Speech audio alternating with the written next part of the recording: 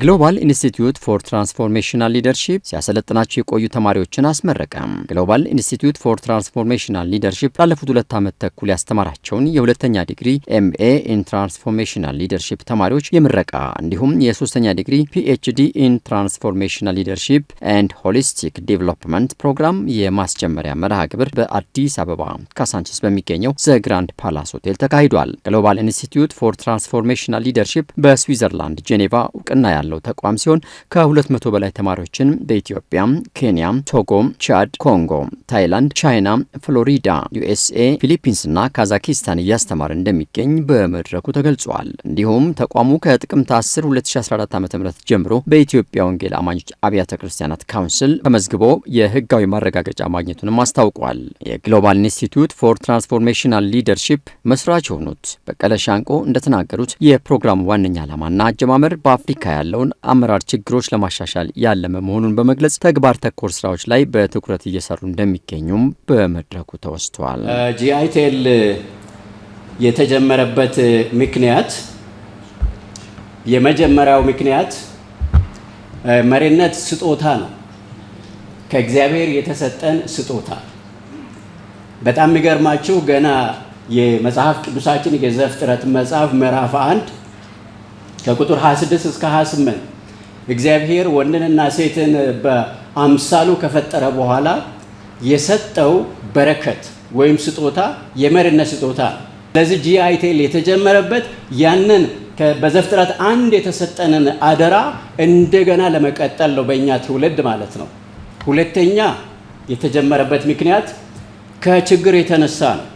ምክንያቱም የክርስቲያን አመራር ማለት ምን እንደሆነ ባለማወቅ የማይገባቸውን የማይጠበቅባቸውን በማድረግ እግዚአብሔርንም ድርጅቱንም እኛንም ስላሳዘኑ መነሳት ስላለባቸው እንደዚህ እየሆንን እስከ መቼ ነው የምንቀጥለው ብለን ስንጸልይ ነው እግዚአብሔር ይሄንን ራእይ እየሰጠን ማለት ነው። የኢትዮጵያ ወንጌላውያን አብያተ ክርስቲያናት ካውንስል የስነ መለኮትና ቴዎሎጂ ተቋማት ዳይሬክተር ቄስ ዘላለም በፕሮግራሙ የተገኙት ተመራቂና የክብር እንግዶችን የእንኳን ደህና መጣችሁ መልእክት በማስተላለፍ ንግግር አድርገዋል። በመልእክታቸውም ዝናና እውቅና ብቻ በቂ አለመሆኑንና በዚህ ብቻ መገታት እንደሌለባቸውም ለተመራቂዎች ተናግረዋል። ሀገራችንም ሆነ አብያተ ክርስቲያናት የሚፈልጉት በስልጣን ላይ የሚቀመጡ ሰዎችን ሳይሆን እውነቱን ተረድተው ማህበረሰቡን ለማገልገል የተዘጋጁ መሪዎችን ነው።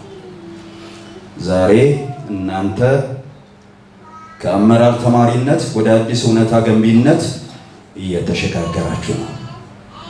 ምክር 3 ምክር።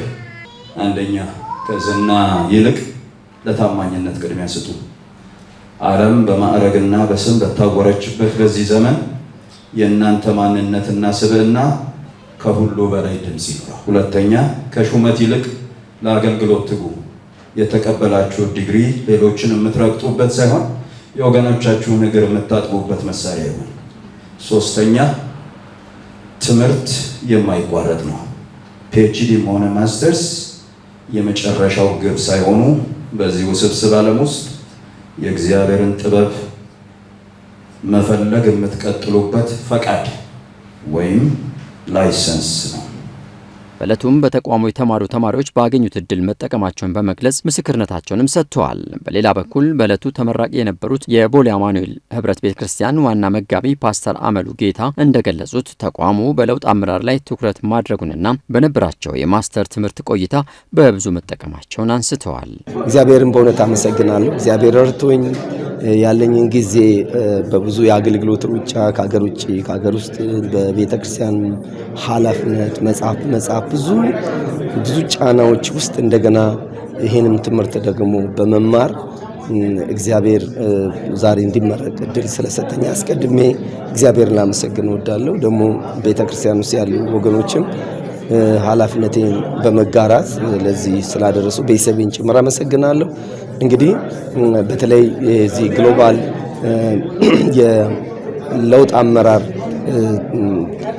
ተቋም ትልቁ ትኩረት ራስ ላይ አትኩሩ፣ ራስን መምራት፣ ራስን በሁለንተናዊ በሆነ መልኩ ራስን መምራትን የሚያሳየው የራስን የግል ስትራቴጂካዊ እቅድ በማውጣት የራስን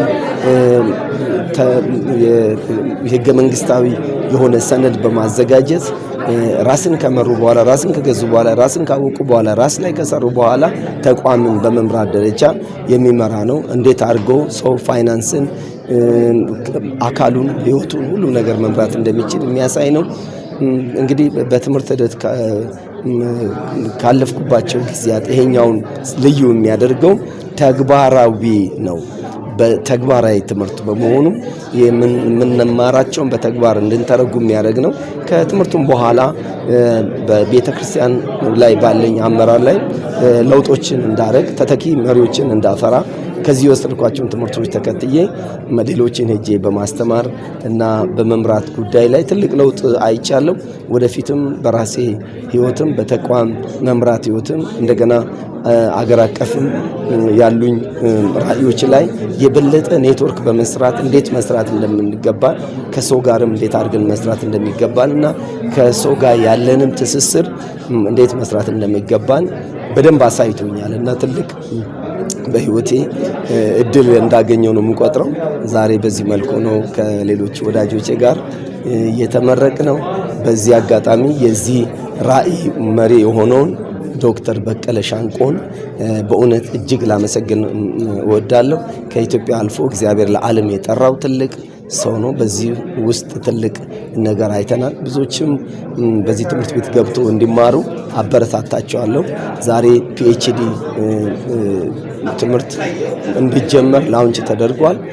ይህም ትልቅ ለምድራችን ትልቅ ለውጥ አምጪ ነገር ነው።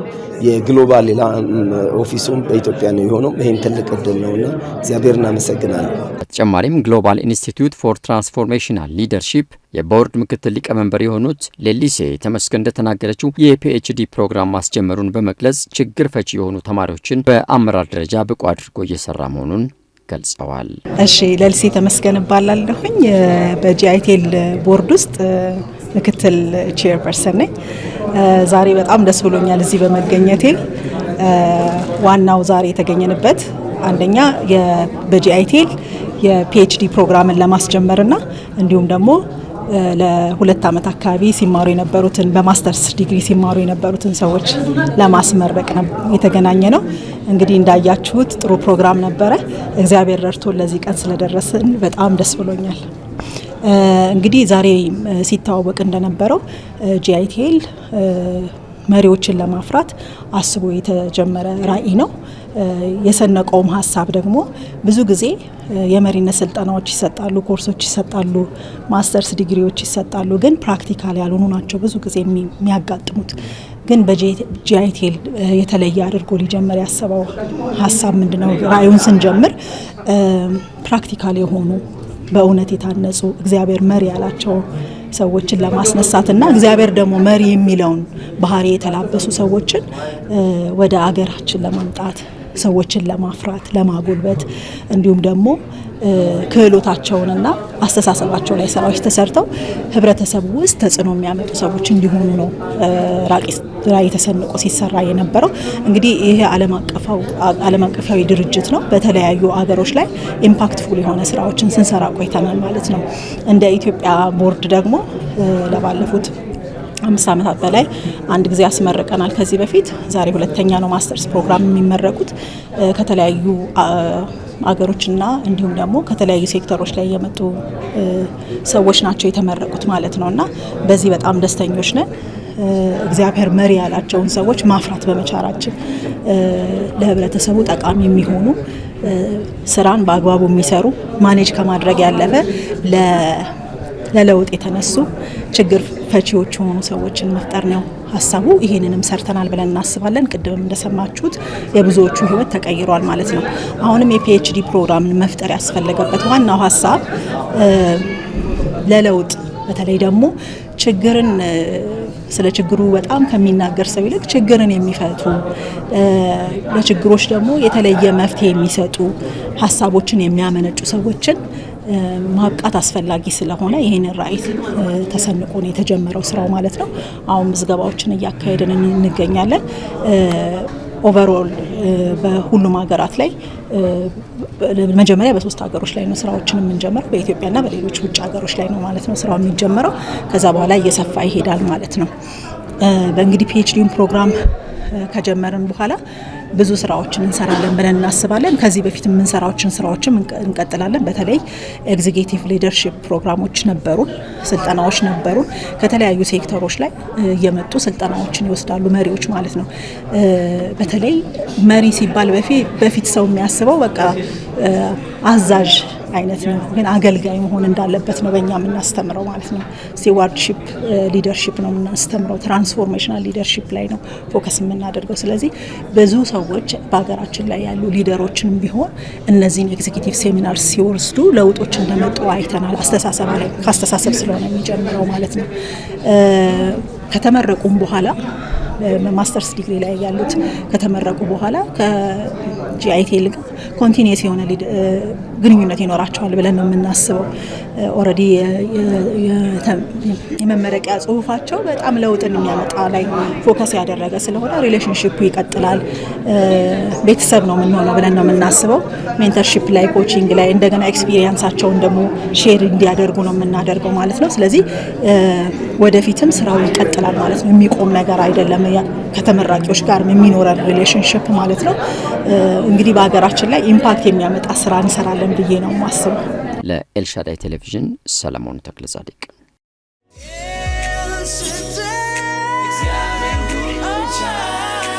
El Shaddai